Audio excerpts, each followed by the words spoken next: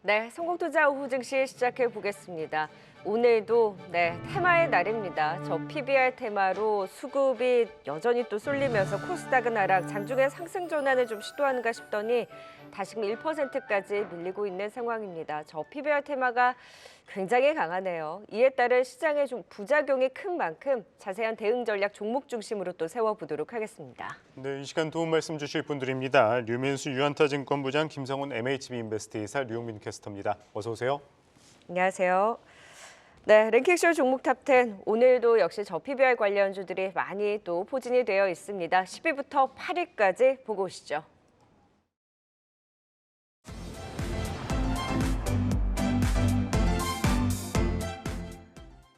네, 랭킹쇼 종목 탑10 시작하겠습니다. 10위 열어보겠습니다.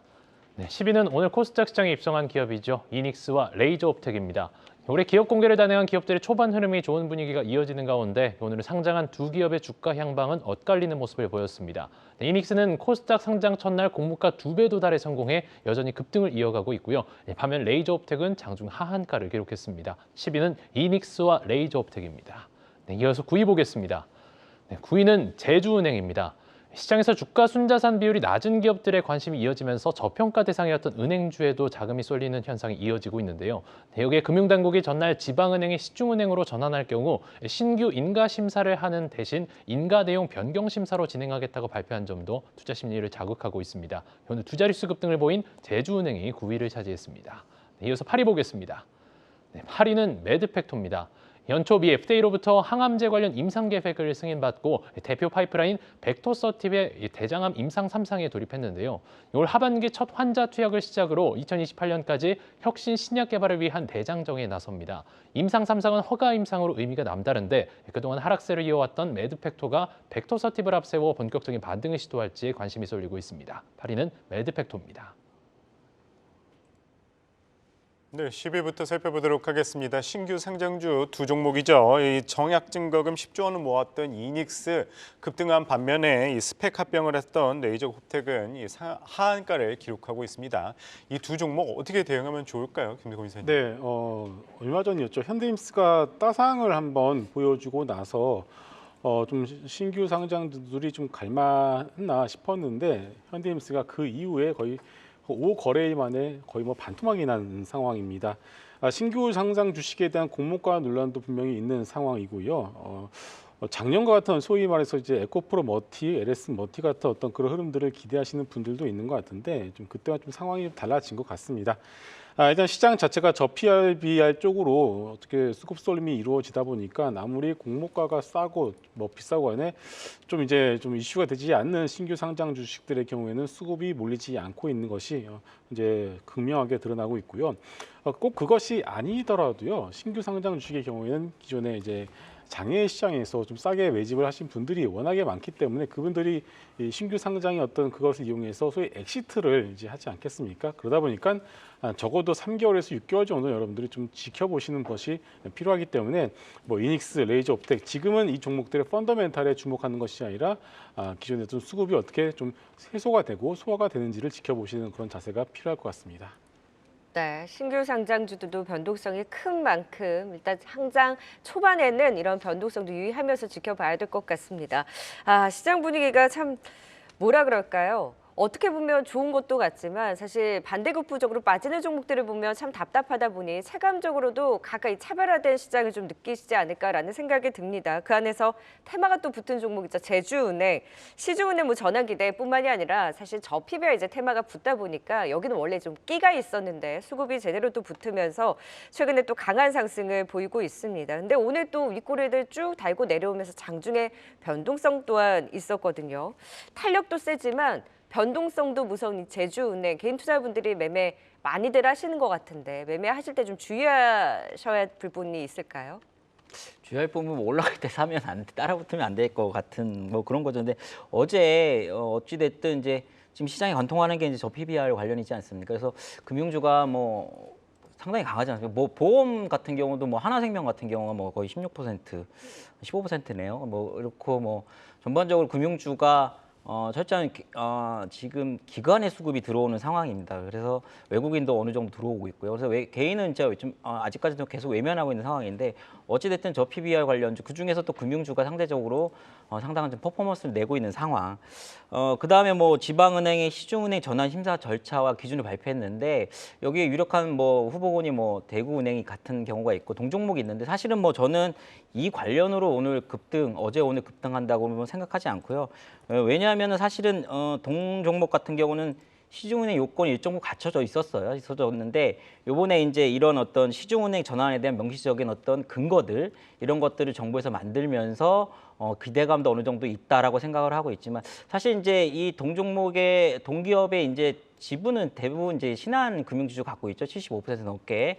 근데 신한 금융주주 입장에서 동기업의 어떤 시중은행 전환에 대한 어떤 득보다는 사실 계속적으로 과거에 어떤 이슈가 있을 때, 즉 인터넷 은행, 제4의 인터넷 은행의 이슈가 있을 때 동종목도 역시 민감하게 반응을 했거든요. 그래서 최근에 인터넷 은행들의 어떤 주택담보대출을 비중을 크게 가져가면서 여신에 대한 확보, 그다음에 고객 군수도 상당히 넓혀가고 있는 상황이거든요. 그래서 그쪽 인터넷 은행에 대한 어떤 발화점을 일단 갖고 있지 않나라고 생각을 하고 있고요. 아무튼 뭐 앵커님 말씀하신 대로 은행주 중에서 상당히 끼가 있는 종목이고 여러 가지로 또 개인분들 상당히 좋아하는 종목이기 때문에 지금 일단은 저 PBR 관련주에 대한 부분으로 올라가는 걸로 보고 또 잠재적으로 인터넷 은행에 대한 기대감 이런 것도 갖고 있으니까요. 뭐 저 PBR 관련주가 계속적으로 뭐 연일 상승을 하진 않을 거예요. 뭐 충분하게 어떤 조정이나 눌림목이 있을 것 같으니까 그때 한번 일정 부분은 소액을 한번 잡아보시는 게 어떨까. 그러니까 저 PBR 관련주를 마냥 외면하기는 어려운 시장인 것 같고요. 그래서 일정 부분은 담때 동종목 같은 경우도 소액으로 한번 잡아보는 게 어떨까라는 생각을 하고 있습니다. 네, 제주은행 살펴봤습니다. 이어서 8위 또 매드팩토 알아보도록 하겠습니다. 이 최근 5거래일간 계속해서 상승하는 모습 보이고 있죠. 연초에 이 대장암 항암제 관련해서 미 FDA 임상 계획 승인 뉴스 발표 이후에도 조금 주목받는 모습인데 매드팩토 올 한해 좀 얼마나 기대해 보면 좋을까요, 김성수? 네, 정말 좀 가지고 계신 분들께서 걱정이 많으신 종목 중에 하나입니다. 이 여러 바이오테크에 대해서 투자를 하실 때 하나 좀 팁을 드리게 되면은 그 임상이 한번 실패가 나온 종목들의 경우에는 조금 이제 시간이 걸릴 수밖에 없지 않나라는 것을 먼저 말씀을 드리겠습니다. 이게 다시 뭐 병용요법이라든가 다른 쪽으로 이제 임상 디자인을 바꿔서 임상을 하는 것이 있겠지만 문제는 이제 임상 디자인을 바꾸면 바꿀수록 적용되는 어떤 적용증 자체가 점점 협소해지기 때문에 시장성이 줄어드는 그런 단점이 있습니다. 그래서 일단 임상 실패에 대한 어떤 종목들이 있으면은 그것은 조금 조심하자라는 말씀 먼저 드리겠습니다. 일단 매드팩토 같은 경우는 작년 12월에 간신히 유상 증자를 마쳤습니다. 이게 안 됐으면요 자본 잠식되면서 상장 폐지 요건에 해당이 될 가능성이 높았는데 일단은 그 위험은 넘겼다라고 봐야 될 것 같고요. 이번에 모은 유상 증자 대금을 가지고서 적어도 2025년도까지는 임상을 진행을 할 수 있을 것 같습니다. 이제 문제는 이제 그렇다면 주가 측면에서 놓고 봤을 때 이것이 어떻게 우리가 한번 모멘텀을 가져가 볼 수 있냐라는 것이 중요할 텐데요.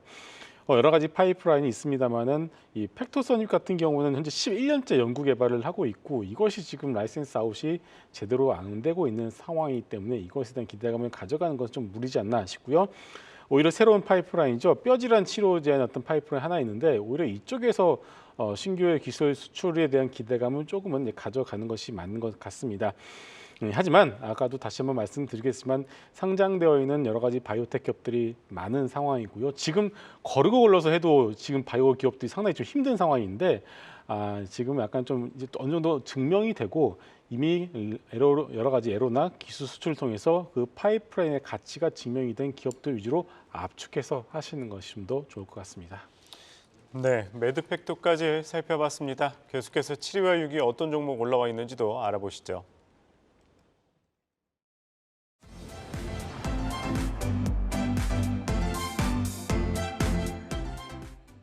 네, 이어서 7위 보겠습니다. 7위는 비트컴퓨터입니다. 최근 정부가 비대면 진료 법제화를 추진하는 가운데 비트컴퓨터는 원격 진료 시스템 공급 1위 업체로 그동안 비대면 진료 대표 수혜주로 언급돼 왔는데요. 의료 정보 분야의 전문성을 바탕으로 성장성이 높은 분야인 뉴헬스 시장 선점과 해외 공략에도 나섰습니다. 오늘 장중 상한가를 터치 후 신고가를 경신한 비트컴퓨터가 7위에 올랐습니다. 6위 보겠습니다. 네, 6위는 무선통신 장비 전문 제조기업 KMW입니다. 연초 이재용 삼성전자 회장이 새해 첫 행보로 6세대 이동통신 관련 기술 현장을 방문하고 시장 선점 의지를 드러내면서 6세대 이동통신 투자 확대 본격화에 따른 수혜주들이 부각돼 왔는데요. KMW는 삼성전자와 6세대 이동통신 관련 연구개발 협업과 안테나 등의 통신 장비를 공급한 경험이 있어 주목을 받았습니다. 여기는 KMW입니다. 네, 7위 비트컴퓨터. 얼마 전에도 저희 짚어본 바 있죠. 그때 이제 제대로 양봉을 세운 이후에 지금 더 3거래 연속 이제 상승 흐름을 가져갔으니까 단기적으로 꽤 급등이 나왔거든요. 오늘은 이제 윗꼬리를 달고 내려왔는데 그때 조금 더 힘이 갈 수 있다라고 했고 그래서 이제 요 며칠 움직였으니까 오늘은 좀 수익 실현을 하는 날인가요? 아니면 더 봐도 되나요? 저는 일정 부분 수익 실현하는 게 맞는 것 같아요. 그래서 뭐 비대면 원격 치료 관련은 뭐 새로운 이슈는 아니지 않습니까? 뭐 계속적으로 어느 정부도 좀 추진하려고 했고 앞으로 좀 추진돼야 되는 부분인데 역시나 의료계의 반발이 좀 심했던 부분 이런 부분으로 정책적 입법화하기에는 아직까지는 뭐 그렇게 가속차게 이렇게 진행되지 못한 부분 그렇기 때문에 이런 어떤 윤석열 대통령의 30일 날 국민과 함께하는 민생 토론회에서 이런 얘기들 이런 걸 좀 추진하겠다. 뭐 예를 들면 뭐 설 명절 연휴나 같은 휴일 야간 시간대에 응급 의료 취약지에 대면 진료 경험 없이도 비대면 진료 받을 수 있도록 정부가 제도화하고 이런 것들을 의료법 개정을 통해서 의료법 개정이 돼야 되는 부분인데 제가 볼 땐 이 부분에 대해서는 여야에 대한 부분은 충분한 함의는 갖고 있는 것 같아요. 그래서 제도화 될 경우에 여기서 이제 수익이 나는 기업들에 대해서 또 다른 옥석가리가 필요할 것 같다라고 생각을 하고 있고요. 어찌됐든 일정 부분의 정치권의 입장 차이도 있고 의료계 쪽에서의 반발 이 부분에 대한 어떤 숙성 기간들이 좀 필요할 부분이 있을 것 같으니까요. 역시나 어떤 총선에 대한 어떤 그런 부분도 어느 정도 작용하는 것 같습니다. 그렇기 때문에 이 부분은 계속적으로 지켜볼 필요는 있지만 일단 단기간에 급등한 모습. 동사 같은 경우는 아무튼 국내 의료정보 시장점유 1위이죠. 그다음에 원격 의료 구축 실적 1위 헬스케어 전문 회사입니다. 그래서 오늘 압도적으로 좀 대장주 역할을 하는 모습이 있지 않나라고 생각하고 바로닥터 서비스라는 이 비대면 플랫폼을 일단 하고 있는 상황이기 때문에 향후에 이런 것들이 진척화되고 제도화될 경우에 상당한 어떤 수익이 또 안겨줄 수 있기 때문에 꾸준히 지켜볼 종목은 맞는데 오늘 뭐 따라가거나 뭐 이렇게 하시는 않은 게 낫고 일단 그 전에 매수하신 분들은 일정 부분 수익 실현이 저는 좀 좋아 보인다 이렇게 좀 말씀드리고 싶네요. 네, 단기 급등한 만큼 일정 부분 수익 실현 의견 주셨고요. 이슈가 있는 만큼 조금 더 또 지켜보자 말씀 주셨습니다. 이어서 6위 KMW 또 진단해 보도록 하겠습니다. 뭐 최근 이 대주주 블록딜 관련해서 이슈가 있었었죠. 그다음에 연초에 6G 또 이야기가 나오면서 조금 영향을 받는 모습인데 KMW 좀 어떻게 바라보면 좋을까요, 김성우 이사님? 네, 말씀하신 것처럼 얼마 전이었죠. 최대 주주께서 150억 규모의 주식을 블록들을 통해서 매도를 하셨습니다. 이 이유를 알아보니까 주식담보대출 상환이 목적이었습니다. 자, 이 NK맥스라는 종목이 있습니다. 이것도 뭐 전혀 예상하지 못했었던 정말 처음 본 사례가 이번에 또 나왔었는데 일단 NK맥스도 시작해서 지금 대주주분들이 가지고 계신 주식담보대출이 연장이 지금 안 되는 상황이에요. 증권사 측에서 리스크 관리를 위해서 연장을 안 해주다 보니까 이쪽에서 노이즈들이 좀 여러 종목들 사이에서 나오고 있는 상황입니다. 일단은 뭐 상환하셨기 때문에 그 부분에는 노이즈는 이제 없어졌다고 봐야 될 것 같고요. 일단 실적만 놓고 본다라면은 뭐 좋지 않습니다. 2021년, 2022년 대규모 적자가 나왔고요. 2023년도 아마 비슷할 것으로 보여지고 있습니다. 자, 그렇다면 올해 실적은 어떻게 될 것이냐? 올해 실적 전망 역시 그렇게 좋지는 않은 상황입니다. 커버하시는 리포트들을 이제 보게 되면은 잘해야 올해 4분기나 되어야지만 소폭의 흑자 전환이 다 가능할 것이다라고 전망을 하고 있는 상황입니다. 그 이유를 보게 되면은 통신사들의 경우에는 5G 투자를 거의 안 했습니다. 할 이유가 없었다라고 봐야 될 것 같아요. 자, 결국 이제 6G 시대를 맞이해서 결국 투자에 대한 금액을 갖다가 6G로 이연을 시켰다라고 보는 게 맞을 것 같고요. 그러다 보니까 5G 투자가 거의 안 됐었고 그렇기 때문에 KMW 실적 역시 상당히 좀 안 좋은 흐름을 좀 보여주고 있는데 그나마 좀 우리가 기대를 해볼 수 있는 것은 6G 시대가 온다라고 해서 기존의 5G 장비를 다 못 쓰는 것은 아닙니다. 기존 5G 장비의 업그레이드 어떤 수요가 분명히 있기 때문에 이런 흐름들이 오게 된다면은 뭐 올해 한 하반기부터는 KMW 같은 5G 관련 통신 장비 주들의 주가도 어느 정도 탄력을 받을 것으로 보여지고 있습니다만 아직까지 이제 연초이기 때문에 그런 부분을 당장 기대하기는 조금 이른 것 같습니다. 네, 지금은 시기상조다라는 진단으로 다소 조금 시간이 필요하다라는 보수적인 의견 KMW까지 들어봤습니다. 네, 오늘의 종목 10위부터 6위까지 살펴봤고요. 투자 포인트 다시 한번 확인하고 오시죠.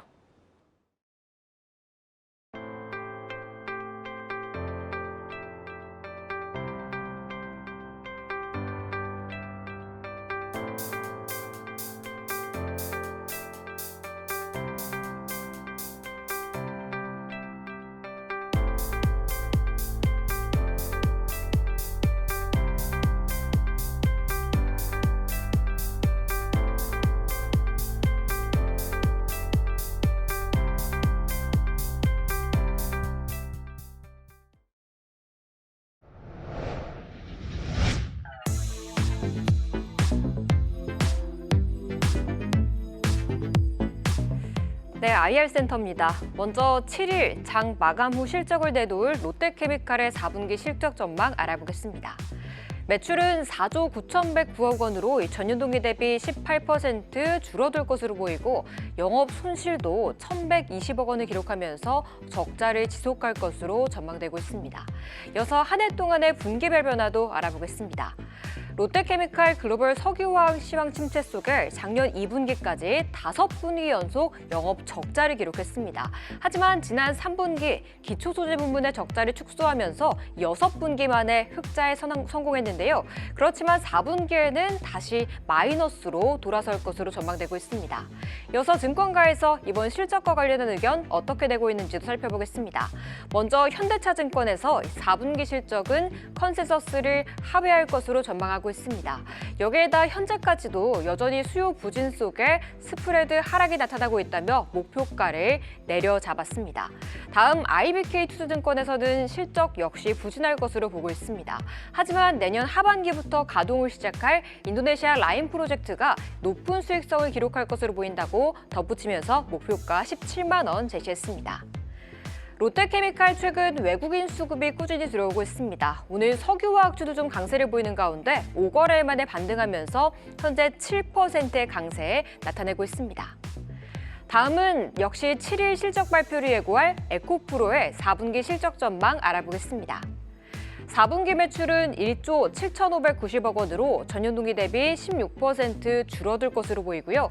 영업이익도 610억 원으로 이 또한 65% 감소할 것이란 컨센서스가 나오고 있습니다.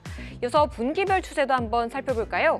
에코프로 작년 1분기까지는 양극재 사업이 호조를 보이면서 탄탄한 체력을 보여줬습니다. 그렇지만 3분기 메탈 가격 하락에 직격탄을 맞으면서 어닝 쇼크를 기록했는데요. 이 4분기까지도 그 분위기 이어질 것으로 보이면서 상고 하저의 실적을 보여주고 있습니다. 에코프로는 코스닥 시가총액 2위인 종목인데 언급하면 안 되는 걸까요? 오늘 나온 리포트가 단 하나도 없었는데요. 그래도 작년 겨울 하나증권에서 나온 가장 최근의 분석을 살펴보자면 4분기 역시 전기차 수요 둔화에 따른 양극재 수요 감소의 여파가 이어질 것이라 보며 매도 의견을 제시했습니다. 에코프로 오늘 미국 배터리 재활용업계와 협력에 나서겠다고 밝히면서 4거래일 만에 반등했습니다. 오늘 그룹주들 동반 빨간불을 켜내고 있는 가운데 현재 6.3% 오르면서 53만 4천 원에 거래되고 있습니다. 지금까지 롯데케미칼과 에코프로의 4분기 실적 전망 알아봤습니다. 네, 실적 발표 앞두고 있는 먼저 IR센터 롯데케미칼부터 전망 들어보겠습니다. 여기 일단 실적 기대는 높지 않은 상황인데 오늘 또 급등이 나오는 걸 보면 여기도 저 PBR인가 봐요. 류미수 부장님. 그러시구나. 네, 근데 다 전망도 그렇고 여기는 제대로 중국의 경기 부양이라든지 실적이 뭔가 개선의 가시화가 돼야 할 텐데 일단 바닥권에서 반등은 나오고 있어요. 예, 뭐 솔직히 전 개인적으로 뭐 그렇게 높게 보지는 않고 있어요. 그래서 뭐 저 PBR 관련으로 움직임은 뭐 단기간에 저는 그칠 것이다라고 이제 저 PBR 관련 전반적인 어떤 섹터에 대해서 뭐 단기간 이런 얘기가 아니라 동사에 대해서는 조금 아직은 좀 뭔가 명확하게 확신하기에는 아직 좀 여러 가지로 좀 어려운 상황이 아니냐라고 생각을 하고 있고요. 뭐 실적 예상치도 안 좋아요. 안 좋고 컨센 대비에도 하락할 것 같고 그런 어떤 적자에 대한 어떤 기조가 1분기에도 역시 이어질 것 같고 아무래도 이제 컨센에 대한 어떤 변동치가 좀 이제 좀 폭이 넓어요. 이거는 왜냐하면 4분기에 롯데에너지 머티리얼즈 인수 있지 않습니까? 요거에 대한 일회성 비용을 얼마나 감안할지에 대한 부분 때문에 그런 거고, 전반적으로 지금 뭐 전방산업 쪽, 특히 화학 쪽이 문제인데, 소위 뭐 NCC 스프레드의 개선 조짐이 아직 안 보이거든요. 여전히 중국 쪽에 대한 부분. 그러니까 중국이 이제 경기가 결과적으로 좋아져야지 화학이나 시클릭 업종이 좀 살아난다고 좀 보거든요.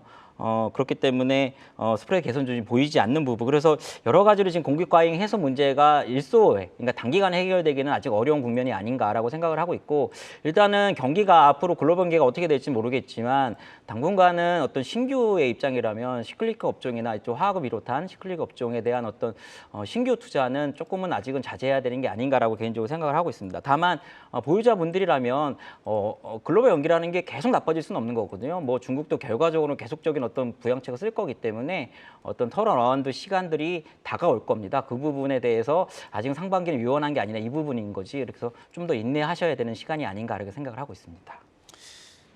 네, 이어서 또 에코프로도 살펴보도록 하겠습니다. 뭐 앞서 발표됐던 삼성 SDI나 LG 에너지 솔루션 다 부진한 실적을 발표했죠. 뭐 2차 전지에 대한 부진한 실적 전망 어느 정도 다들 예상을 하고 있는 상황이긴 합니다. 뭐 오늘 같은 경우에 일단 주가는 에코프로 BM 오르고 있는 상황인데 좀 체크해야 될 포인트 어떤 게 있을까요, 김성훈 이사님? 네, 2차 전지 섹터를 우리가 이 시간을 통해서 다뤄드리면서 거의 작년 말부터 일관된 전략을 말씀드리고 있습니다.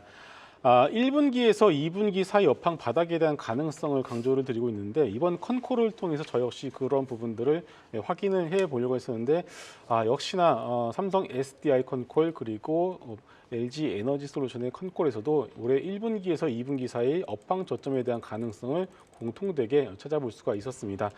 그리고 어제 포스코홀딩스 역시도 실적 발표 이후에 컨퍼런스 콜을 진행했는데, 저는 포스코홀딩스의 컨콜에서 가장 중요하게 봤었던 포인트가 바로 리튬 업황인데요. 리튬 역시도 이제 1분기 저점에 대한 가능성을 컨콜에서 우리가 확인을 해볼 수가 있었습니다.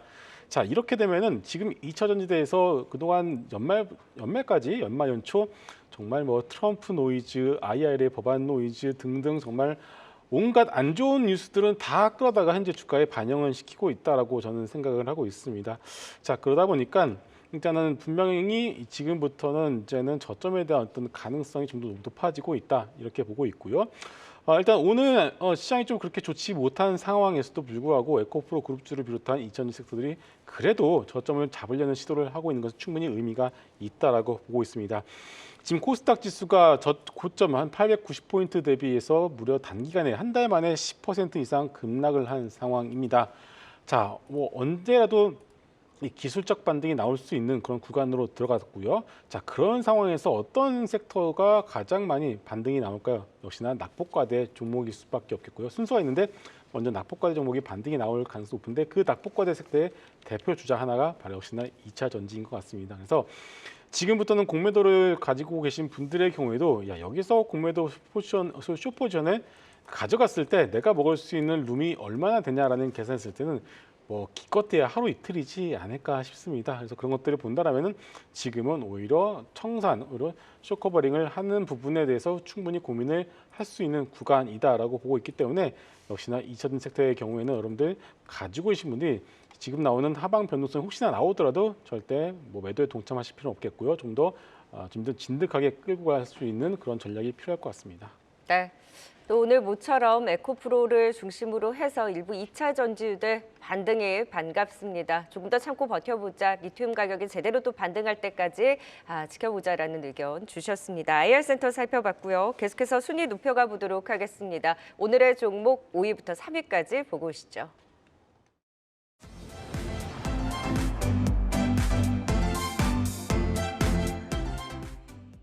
네, 이어서 5위 보겠습니다. 대한항공과 아시아나항공입니다. 일본 경쟁당국이 전날 대한항공과 아시아나항공의 기업 결합을 승인하면서 최종 합병에 대한 기대감이 커지고 있습니다.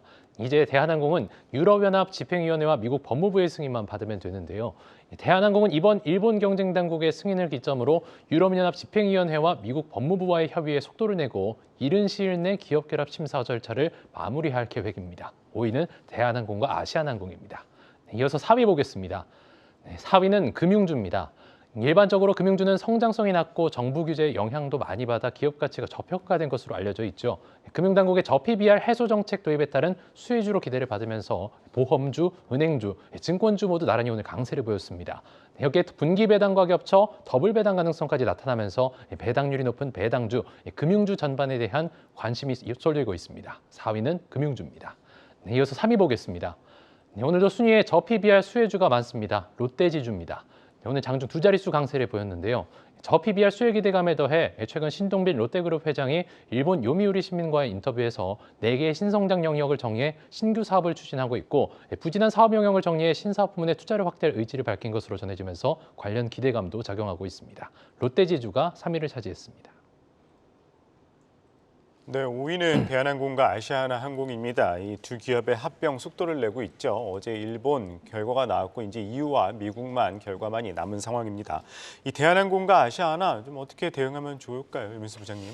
예, 그렇습니다. 뭐 쪽 유럽 쪽이 먼저 나올 줄 알았는데 일본이 먼저 나왔죠, 결과가. 그래서 대항 2021년 1월부터 14개국으로부터 이제 아시아나항공 인수를 위한 기업 결합 이거를 신고했는데 이제 서서히 이제 종착점에 다가가는 모습이죠. 그래서 이 대한항공과 아시아나의 기업권 심사가 이제 일본의 승인이 났다는 이유로 오늘 이제 아침에 특히 아시아나항공 같은 이쪽이 이제 시초가가 상당히 높게 형성이 됐는데 결국 이제 차익 매물을 나왔죠. 그래서 일단은 이제 이렇게 되면 EU와 이제 미국만 남게 됐는데 일본이 한국하고 이제 지리적으로 상당히 가까워요. 그 다음에 뭐 동북아 쪽에 대한 어떤 항공 이쪽에서 이제 상당히 경쟁하는 관계인데 일본이 이제 승인한 만큼의 결과적으로 EU와 미국도 역시 승인할 가능성이 높다. 뭐 EU 같은 경우는 아시다시피 뭐 아시아나항공 화물사업 분리 매각 이런 부분으로 이제 우려가 해소될 거고 그래서 결과적으로 승인될 거고 미국만 남게 되는데 결국은 이제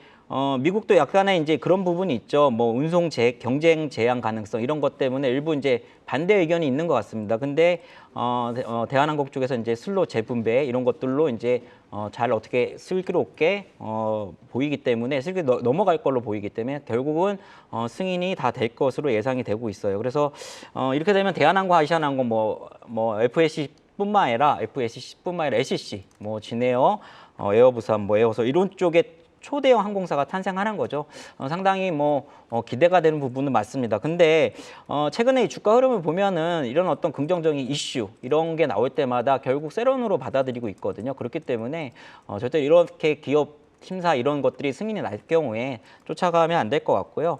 차분하게 이쪽을 노리신다면은 주가가 눌렸을 때 옆으로 횡보했을 때 매수하신 다음에 이런 이슈가 나올 때 매도하는 전략 이렇게 좀 어떻게 보면 나름 지혜롭게 하는 게 낫지 않을까라고 생각을 하고 있습니다. 네, 항상 뉴스가 나오면 윗골을 달고 음봉을 그리는 경우가 많다 보니 조용할 때 샀다가 뉴스가 나올 때 파는 전략으로 아시아나항공 더불어서 합병에 대한 움직임은 이런 이슈에 따른 대응 전략으로 짚어주셨습니다. 자, 이번에는 4위 금융주 볼까요? 지금 상승률 상위 보면 다 보험, 은행, 증권 다 자리 잡고 있는 상황입니다. 저PBR 뭐 배당 기대 관련한 이제 금융주들이 너도 나도 이제 오르지 않았던 종목들까지 확산이 되고 있는데 코스닥 이런 중소형 개별주들은 메말라가고 그러면 구체적으로 이 PBR 개선 대책 발표가 날 때까지는 이 흐름이 더 이어지는 건가요? 네, 일단 다음 주 뭐 좀 시기가 분분합니다만은 다음 주 초에 정부에서 어떤 정책들이 구체적으로 발표가 될 것이다라는 얘기가 있는데요. 그러다 보니까 오늘 내일이 어떻게 보면 이 단기 어떻게 보면 오늘 포모까지 좀 느껴졌습니다. 생전은 오르지 못했었던 소위 말해서 지주사들까지도 오늘 급등하는 모습이 나오는 걸 보게 되면은 역시나 일단은 포모에 의한 묻지마 매수가 오늘 상당히 좀 나왔다고 보고 있고요. 그동안 이 종목 같은 경우에는 저 PBR 종목들은 워낙에 좀 그 움직임 자체가 워낙에 좀 더뎠었는데 이번 주에 그 흐름을 이용해서 기존에 가지고 계셨던 분들의 경우는 역시나 어느 정도 비중을 축소하는 어떤 그런 전략도 나쁘지는 않은 것 같습니다. 자, 지금 은행주들이 지금 많이 좀 올라가고 있는데 어제 하나금융지주가 좀 정책을 하나 발표를 했었죠. 이제 그런 부분들이 다른 은행주들도 그렇게 할 것 아니냐라는 어떤 그런 기대감이 먼저 큰 것 같습니다. 자, 그런데 지금 우리가 한번 좀 냉정하게 생각을 해볼 부분은 분명히 있습니다. 지금 부동산 PF에 대한 얘기가 아직까지 안 나고 있는데요. 총선 전후로 해서 이 부분에 대한 이슈들이 좀 다시 한번 재부각이 될 가능성이 높습니다. 자, 그러면은 그 부분들을 과연 정부의 자금을 통해서 지원을 해줄까요? 아니면은 기존의 은행들을 통해서 은행들이 가지고 있는 그 현금을 가지고서 이것을 해결을 하려고 할까? 이 어떤 질문을 던지게 되면 역시나 정부의 어떤 공적 자금을 투입을 하는 것보다는 은행 내에서 이것을 해결하는 쪽으로 좀 이렇게 흘러갈 가능성이 높을 것 같습니다. 그러면은 은행 입장에서는 부동산 PF와 관련된 부분들까지 감안을 하게 된다면 역시나 주주 환원 정책을 적극적으로 펼 수는 그렇게 가능성은 높지는 않은 것 같습니다. 그래서 여러분들은 지금의 어떤 시세는 기대감이 먼저 더 크게 작용을 하고 있다라고 보시는 게 맞을 것 같습니다. 그리고 뭐 그 외에 보험주들도 마찬가지고요. 그리고 증권주들 역시도 금융주로 같이 편입이 되면서 시세가 나오고는 있습니다만은 그 시세는 일단은 뭐 정부 정책이 발표가 된다면 1차 소위 세론이 나올 가능성이 높다라고 보시면 될 것 같고 지금이라도 붙어야 돼라는 질문에는 저는 그럼 정부 정책을 한번 보시고 나서 그리고 1차 세론이 나오는 것을 한번 지켜보시고 나서 진짜 그 정부의 정책에 맞게끔 공시를 하거나 준비를 하고 있고 거기에 해당이 되는 그런 종목들을 다시 한번 추스려서 그때 한번 2차 구간에서 여러분들이 종목을 압축해서 보시는 것이 나을 것 같고요. 적어도 어제 오늘의 어떤 이런 저PBR 주식들의 움직임은 포모에 의한 묻힘 매수가 좀 많이 강한 것 같다. 이렇게 먼저 정리하겠습니다.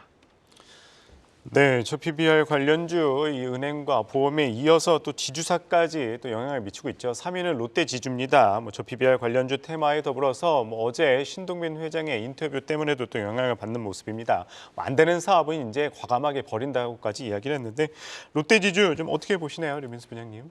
예, 말씀하신 대로 참 안 움직이던 종목인데 저 PBR 관련으로 좀 올라가고 있죠. 그래서 뭐 최근에 단기 상승이 조금 괜찮은데 동사는 이제 지주회사잖아요. 그러니까 제과, 쇼핑, 푸드 이거를 흡수 통합 합병한 그래서 탄생한 회사고 이제 동향을 보면 이제 전반적으로 이제 자회사 실적 회복에 대한 기대감은 일정 부분 있어요. 그리고 신사업 포트폴리오도 역시 강화 중인데 뭐 신사업 포트폴리오는 롯데 에너지 머티리얼즈, 뭐 롯데 바이오로직스 쪽 이쪽이 역시 이제 신사업으로 좀 강화하는 모습.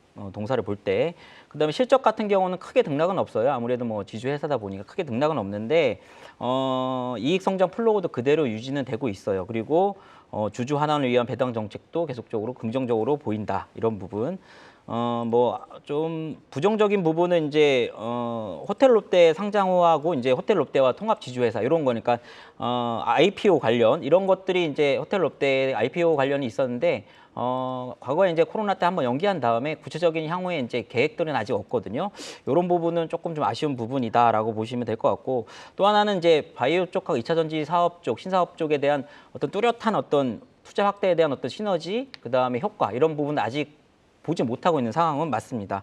그럼 또 하나는 손자 회사인 롯데건설의 어떤 부동산 PF 문제 이 부분은 계속적으로 업계에서는 좀 회자되는 부분이거든요. 이런 부분이 아직까지는 조금은 좀 우려되는 부분이다라고 보시면 될 것 같아요. 그리고 앵커님 말씀하신 신동민 회장 결과적으로 이제 안 되는 것들을 매각하고 잘 되는 거 더 키우겠다. 그러니까 경영 효율화 이거는 뭐 보통의 롯데그룹 바라볼 때는 상당히 어떤 진일보한 모습이다. 이런 부분은 일단 긍정적입니다. 그렇기 때문에 여러 가지 이런 부분이 좀 맞물려 있는 상황이기도 하고 워낙 좀 무거운 관련주, 그러니까 지주회사는 워낙 좀 무겁지 않습니까? 그렇기 때문에 단기간에 급등한 모습이기 때문에 일단 목표가를 좀 짧게 잡고 한번 대응을 해보시면 좋을 것 같은데 저는 지금의 자리에서는 신규는 아직은 조금 요원하지 않나라고 생각을 하기 때문에 가지고 있는 분들은 일단 상승 시에 좀 또 한 번의 수익 실현 하시는 게 어떨까 이렇게 생각을 하고 있습니다. 네, 오히려 이 기회를 이용해서 상승을 이용한 비중 축소 전략을 말씀을 해주셨습니다. 실시간 유튜브 채팅방에서도 시청자분들 다들 이 저PBR주 말씀들 많이 하고 계십니다. 살짝 분위기 보고 갈까요? 네, 지금 메타스톡님께서 참다가 결국 포스코 퓨처엠을 팔고 LG와 현대차를 담았다라고 말씀을 주셨는데 결국 내내 2차 전지주 고생을 하시다가 결국 오늘 좀 결단을 내리시고 저PBR 그리고 주주가치 재고 기대감이 높은 종목들을 결국 담는 움직임을 실천을 하셨는데 과연 잘하신 것인지 좀 여쭤보도록 하고요. 핫바님께서도 내 평생 보험주가 상한가 가는 날 볼 줄이야라는 말씀 주시면서 한국화재뿐만 아니라 하나손해보험 지금 뭐 급등에 나오면서 상한가 부근까지 근접하고 있죠. 한수결님께서 삼성카드가 왜 오르죠? 라는 말씀 주셨는데 다 왜 오르나 싶으면 저 PBR 아니면 자산주 아니면 자사주를 많이 갖고 있는 종목들입니다. 삼성카드도 오늘 그 흐름에 편승하면서 급등하는 움직임 나오고 있는데요. 김성우 이사님. 네. 앞서서 이런 PBR 개선 대책 발표하고 나서 좀 세론에 대한 움직임이 나올 수 있지만 그래서 살까 말까 고민하시는 분들 그 이후에 결정하자라는 말씀 주셨잖아요. 근데 그렇죠. 이미 실행을 하신 분들은 어떡하실까요? 예, 아까 뭐 포스코 퓨처를 팔고 갈아타셨다고 하셨는데 아마 포스코 퓨처 아침에 마이너스로 들어왔었거든요. 지금 플러스. 네, 맞습니다. 포스코 퓨처 아침 마이너스 5%까지 가다 지금 플러스가 나고 있는 상황이고요. 지금 저 PBR 주식 중에서 저는 대장주라고 보고 있는 것이 바로 하나손해보험인데요. 하나손해보험이 상한가를 들어가는 척 하려다가 다시 한번 윗꼬리를 달고 있고 제주은행도 어제와 오늘 이틀 연속 급등이 나오다가 지금 빠르게 윗꼬리를 달면서 그동안 물리신 분들 혹은 밑에서 싸게 저 PBR 주식이기 때문에 모아가신 분들의 차익 실현의 어떤 도구로 활용이 되고 있는 상황입니다. 참 어렵습니다. 이렇게 아까 포모라는 말씀을 드렸어요. 오늘도 뭐 저희 모두 지인분들 모두가 다 하루 종일 고민하는 것이 지금이라도 붙어야 살까 말까. 돼라는 네. 것이었는데 항상 그럴 때일수록 여러분들 한번 이제 기본으로 돌아가시면 좋을 것 같습니다. 우리가 급등하는 주식이 나왔을 때 언제 사죠? 물론 급등하는 첫날 이렇게 따라 붙는 경우도 있습니다만 기본적으로 소위 눌림이라는 것을 우리가 이용합니다.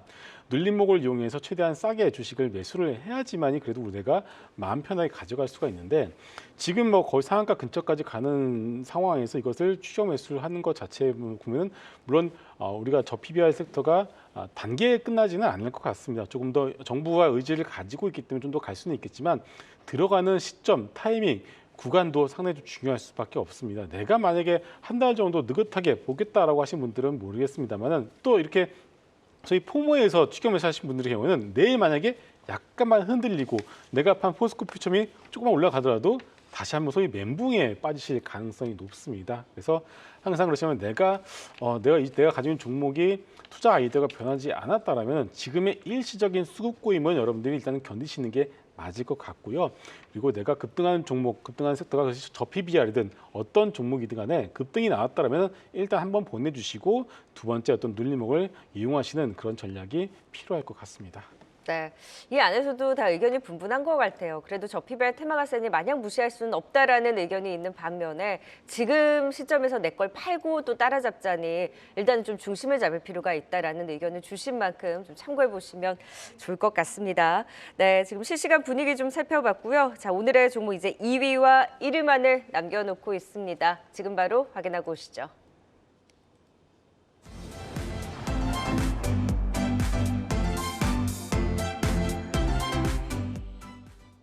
네, 이어서 2위 열어보겠습니다. 2위는 삼성전자입니다. 4분기 어닝 쇼크를 기록했지만 증권가에서는 수익성이 나날이 개선될 것으로 전망하고 있습니다. 1분기부터 큰 폭의 실적 개선이 예상된다고 하는데요. 메모리 반도체가 적자폭을 축소하는 한편 글로벌 첫 인공지능 스마트폰 갤럭시 S24 시리즈 출시로 스마트폰 판매량 증가가 실적을 견인할 것으로 예상되고 있습니다. 올해 기준 주가 순자산 비율이 1.32배에 불과해 밸류에이션 여력도 충분하다는 분석도 있었는데요. 2위는 삼성전자입니다. 네, 마지막 1위 열어보겠습니다. 네, 1위는 현대차입니다. 전날 기아가 20년 만에 현대차를 제치고 시총 순위 6위에 오르고 장을 마감했지만 오늘 현대차가 더 강세를 보이면서 다시 순위가 뒤바뀌었습니다. 지난해 연간 영업이익 사상 처음으로 15조 원을 상회하며 최대 실적을 기록한 가운데 현대차는 오늘 한 달여 만에 장중 20만 원을 회복했습니다. 오늘의 1위는 현대차입니다. 네, 2위 삼성전자와 더불어서 좀 오늘 빠지고 있는 소부장 쪽까지 체크해 보도록 하겠습니다. 오늘 오전에 삼성전자의 평택 반도체 5공장 그 공사 중단 뉴스가 나왔는데 이것이 좀 확산이 되면서 그 외에 이제 소부장주들이 좀 낙폭을 키우고 있는 상황입니다. 삼성전자도 오늘 좀 반등하나 싶었는데 그 힘이 좀 약해졌고. 이 뉴스에 대한 영향을 또 어떻게 봐야 될까요? 네, 안 그래도 오늘 저 PBR 쪽으로 수급이 몰리다 보니까 약간의 안 좋은 뉴스만 나오더라도 그것을 섹터를 가리지 않고 주가가 좀 밀리는 모습이 나오고 있습니다. 그렇기 때문에 오늘 나온 그런 뉴스는 그렇게 큰 의미는 여러분들이 부여하실 필요는 없을 것 같고요. 일단 삼성전자 같은 경우에는 올해 영업이익 전망치가 약 30조 원 수준입니다. 시장의 컨센 대비해서 약 10% 정도 떨어진 상황이고요. 물론 영업이익 증가율만 놓고 본다라면은 300% 증가가 예상이 되고 있기 때문에 완벽한 턴어라운드는 나올 것으로 보고 있습니다. 일단 뭐 디램, 낸드 모두 이제 판가의 경우에는 워낙에 이제 재고 조정과 그리고 감산에 대한 부분들이 있기 때문에 판가는 올라갈 것이지만 감산 전략 유지가 되고 있기 때문에 회복 강도는 기대만큼 좀 떨어질 가능성은 높을 것 같습니다. 그리고 중요한 것이 또 HBM이었는데 HBM의 경우에는 시간의 문제일 뿐 하이닉스와는 격차를 좀 시간이 가면 갈수록 줄일 것으로 예상을 하고 있습니다. 자, 일단은 문제는 비메모리입니다. 비메모리만 놓고 본다면 좀 답이 없어요. 그래서 일단 내년 상반기까지는 뚜렷한 성과는 없다라고 보시는 것이 맞을 것 같고요. 그나마 이제 갤럭시 S24에 대한 부분들이 조금 이제 올라오고 있기 때문에 없는 실적을 갖다가 이쪽에서 좀 보완해 줄 가능성이 높다라고 보고 있습니다. 그래서 한 1년만 놓고 본다라면 삼성전자의 주가는 좀 점진적으로 우상향할 것으로 예상은 하고 있습니다만은 아까 말씀드린 어떤 비메모리 어떤 노이즈 이런 것들 때문이라도 그 탄력 가능성은 상당히 지루할 가능성이 높습니다. 그래서 주가는 올라갈 것 같은데 탄력이 없겠다라고 예상이 든다면 우리가 이 종목에 대해서 매수할 수 있는 그런 어떤 타이밍은 역시나 강한 조정이 나올 때인 것 같습니다. 굳이 여러분들이 올라가는 날 취직을 하실 필요는 없다는 것을 다시 한번 강조드리겠고요. 반도체 소부장의 경우에는 한미반도체 한번 말씀드릴게요. 한미반도체 주가 보시게 되면 작년 8월부터 지금 주가 소위 껌딱지라는 표현이 맞을 것 같습니다. 전 세계에서 가장 비싼 장비주거든요. 그럼에도 불구하고 주가가 밀리지 않고 있다는 것은 분명히 의미가 있는 것 같습니다. 이 HBM의 하이닉스와 삼성전자가 에서 HBM이 차지하는 실적 기여도 높지는 않겠습니다만 그 밑에 있는 HBM 관련 소부장들의 경우는 얘기가 다르겠죠.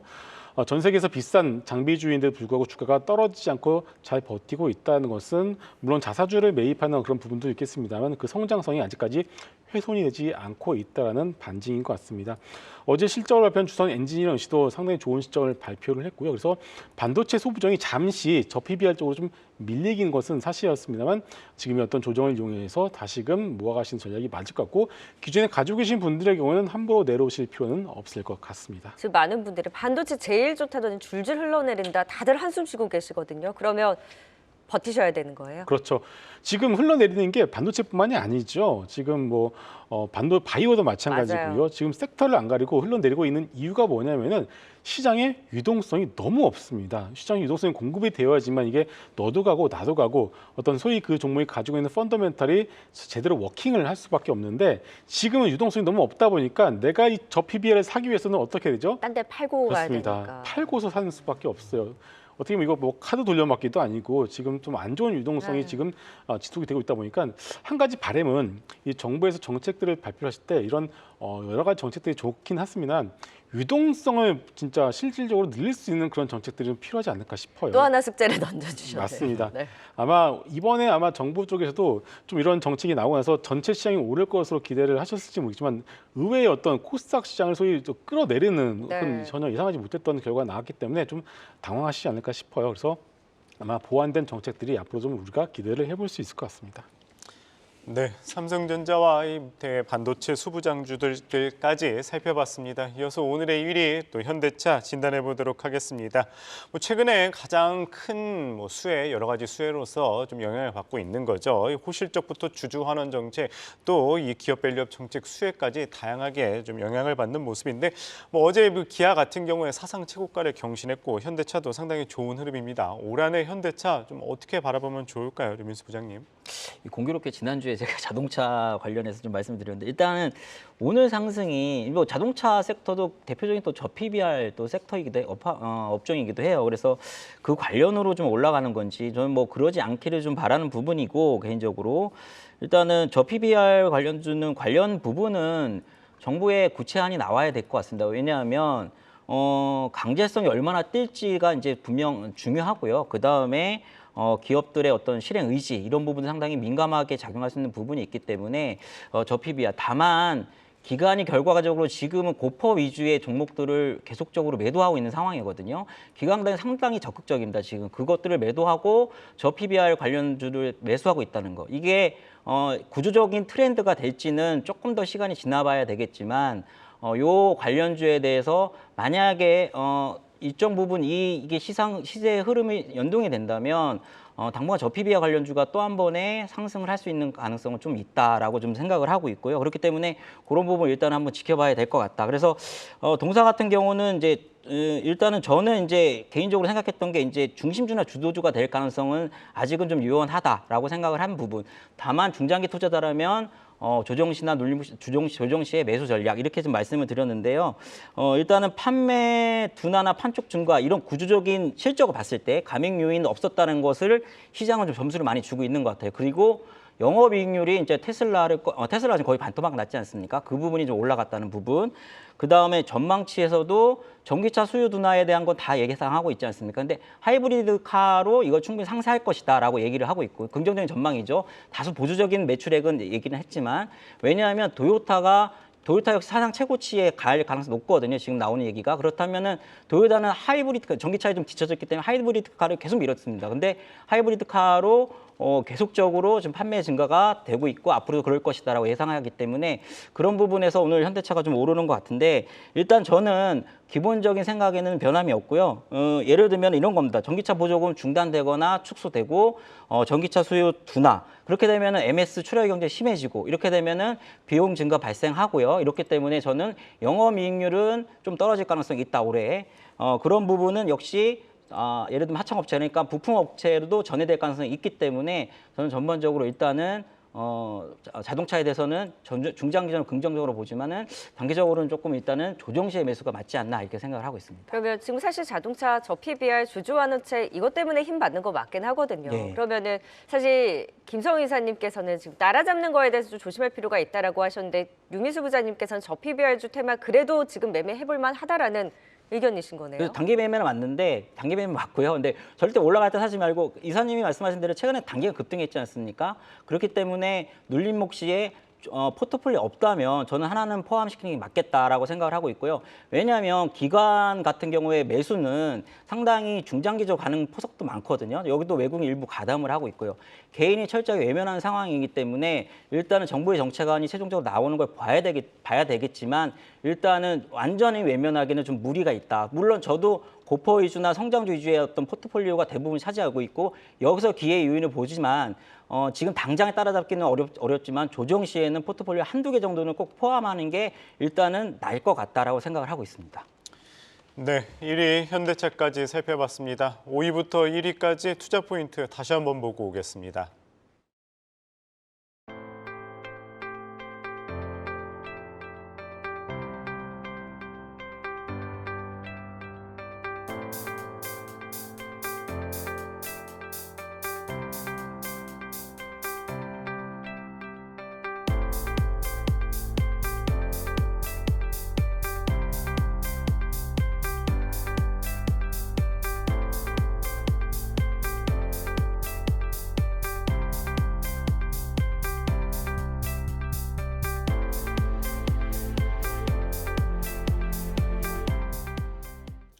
네, 오늘은 유민수 부장, 김성훈 이사와 함께했습니다. 말씀 고맙습니다. 고맙습니다.